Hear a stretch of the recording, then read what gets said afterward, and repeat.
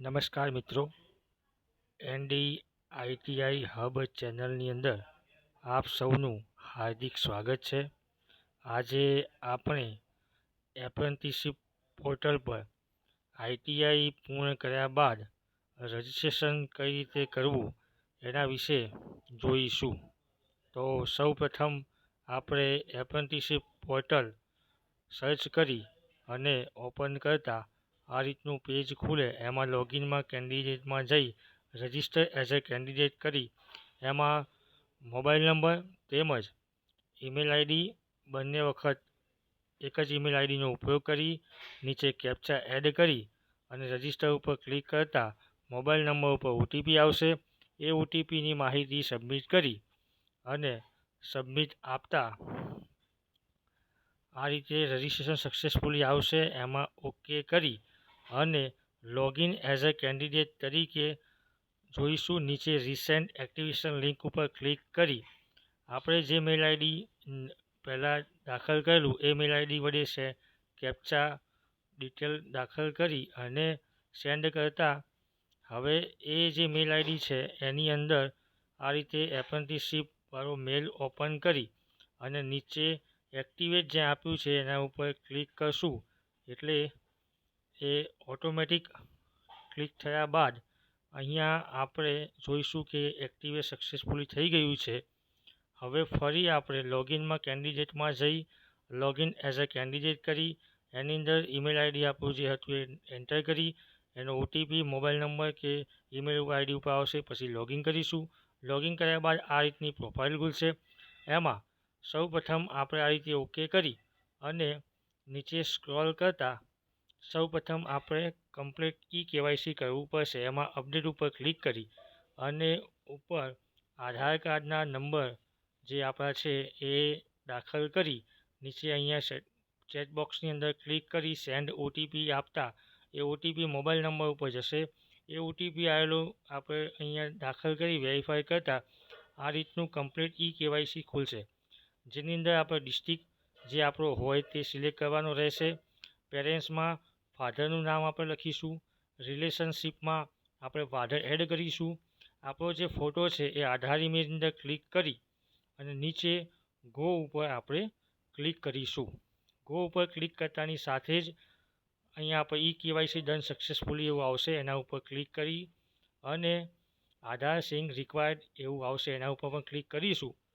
નીચે સ્ક્રોલ કરતાં પ્રોફાઇલ ડિટેલની અંદર અપડેટ કરતાં અહીંયા આપણી ડિટેલ જે છે એ પહેલેથી આપણે જે ડિટેલ ભરેલ છે તે દેખાશે.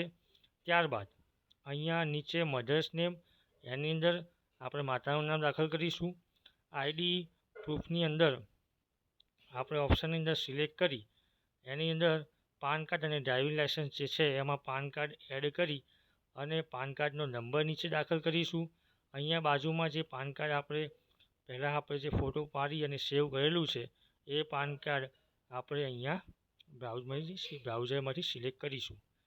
ત્યારબાદ નીચે કેટેગરીની અંદર આપણી જે તે કેટેગરી OBC જનરલ કે SC જે પણ હોય એ દાખલ કરીશું. સિટીની અંદર આપણા શહેરનું નામ લખીશું. એડ્રેસની અંદર આપણે નલ જે છે એ બધી જ ડિટેલ આપણે ડિલીટ કરી આપણું જે ઓરિજિનલ એડ્રેસ છે એ એડ્રેસ અહીંયા એડિટ કરીશું અને પાછળનું જે ગુજરાત અને જે પિનકોડ છે એ આપણે એઝ ઇટ ઇઝ રાખીશું. ત્યારબાદ સ્ટેટ અને ડિસ્ટ્રિક્ટ એ ઓટોમેટિક આવી ગયું હશે. પિનકોડ પણ આવી ગયું હશે. નીચે હવે ગાર્ડિયન સિગ્નેચરમાં તાલીમાર્થીના વાલીની સહી આપણે અહીંયા એડ કરીશું. એ આપણે અહીંયા સેવ કરેલું છે એ બ્રાઉઝર સિલેક્ટ કરી આ રીતે ક્લિક કરી જોઈશું. પછી અપડેટ આપીશું. અપડેટ આપ્યા બાદ જે જોઈશું કે આપણી જે ડિટેલ ભરી છે આવી ગઈ છે. નીચે એજ્યુકેશનની અંદર એડિટ ઉપર જઈ અને ક્લિક કરતાં એમાં આપણી એજ્યુકેશન ડિટેલ રાખીશું. એમાં સિલેક્ટ ક્વોલિફિકેશનમાં એજ્યુકેશન ક્વોલિફિકેશન અહીંયા આપણું 10મું ધોરણ અહીંયા પસંદ કરીશું. નીચે ઇન્સ્ટિટ્યૂટ છે એમાં આપણી જે પણ શાળામાંથી આપણે 10મું ધોરણ પાસ કર્યું છે એ શાળાનું નામ લખીશું. અહીંયા એગ્રીગેટ માર્ક્સમાં આપણે જે માર્ક્સ મેળવેલા છે તે દાખલ કરીશું. ટોટલ માર્ક્સની અંદર કુલ ગુણ આપણા જે છે એ દાખલ કરીશું અને બાજુમાં પર્સન્ટેજમાં આપણે ટકાવારી દાખલ કરીશું. નીચે સ્ટાર્ટ ડેટ અને એન્ડ ડેટ છે એની અંદર આપણે જે વર્ષે 10મા ધોરણમાં પ્રવેશ મેળવ્યો છે એ વર્ષ અને પરીક્ષા પાસ કરી અને 10મું પૂર્ણ કર્યું છે એ બંને તારીખો અહીંયા બાજુમાં જે આઇકન આપેલું છે, જે કેલેન્ડરનું ચિહ્ન આપેલું છે એમાંથી એ તારીખ, મહિનો અને વર્ષ આપણે પસંદ કરીશું. એના પછી નીચે ક્વોલિફિકેશન ડોક્યુમેન્ટની અંદર બ્રાઉઝરમાં જઈ અને આપણે ધોરણ 10ની માર્કશીટનો ફોટો અપલોડ કરીશું. આ બધી જ પ્રોસિજર પૂરી થયા બાદ આપણે ફરી અપડેટ ઉપર જઈને ક્લિક કરીશું.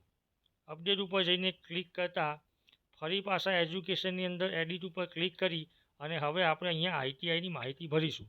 આઈટીઆઈમાં એજ્યુકેશન ક્વોલિફિકેશન સિલેક્ટ કરીશું, એમાં આઈટીઆઈ સિલેક્ટ કરીશું.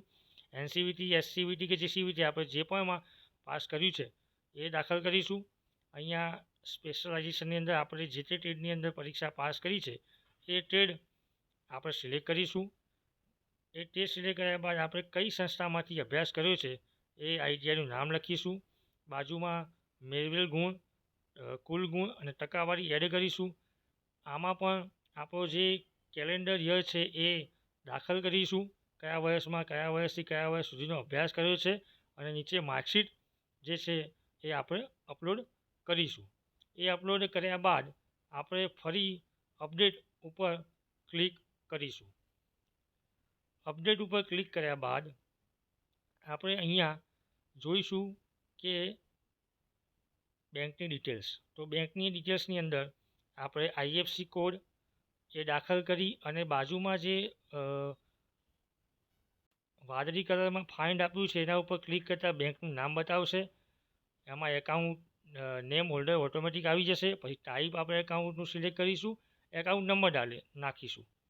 ત્યારબાદ અહીંયા નીચે આધાર કાર્ડ સાથે તમારું બેંક એકાઉન્ટ લિંક છે કે નહીં એમાં યસ આપીશું. નીચે ચેટઅપ બોક્સની અંદર ક્લિક કરીશું અને પછી વેલિડેટ બેંક ડિટેલ્સ અને ગેટ આધાર ઓટીપી એના ઉપર ક્લિક કરતાં આપણો ઓટીપી આવશે. એ ઓટીપી અહીંયા દાખલ કરી અને વેરીફાઈ ઓટીપી આપીશું. પછી સબમિટ આપીશું. સબમિટ આપ્યા બાદ અહીંયા આપણે હવે વ્યૂ પ્રોફાઇલની અંદર જઈ અથવા અહીંયા ઉપર પ્રોફાઇલની અંદર જઈ અને જોઈશું કે આપણી પ્રોફાઇલ 100% કમ્પ્લીટ બતાવે છે. એટલે એ પછી આપણે પીડીએફ આપણે કંટ્રોલ પી આપી અને સેવ કરી દઈશું.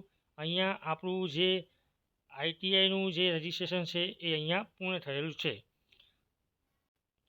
આભાર મિત્રો. આવા જ વિડીયો જોવા માટે ચેનલને સબસ્ક્રાઈબ, લાઈક અને શેર કરવાનું ભૂલશો નહીં. અને કોઈ પણ પ્રકારની તકલીફ પડે એપ્રેન્ટિસશીપ પોર્ટલમાં રજિસ્ટ્રેશન કરતી વખતે તો કોમેન્ટ કરશો. આભાર.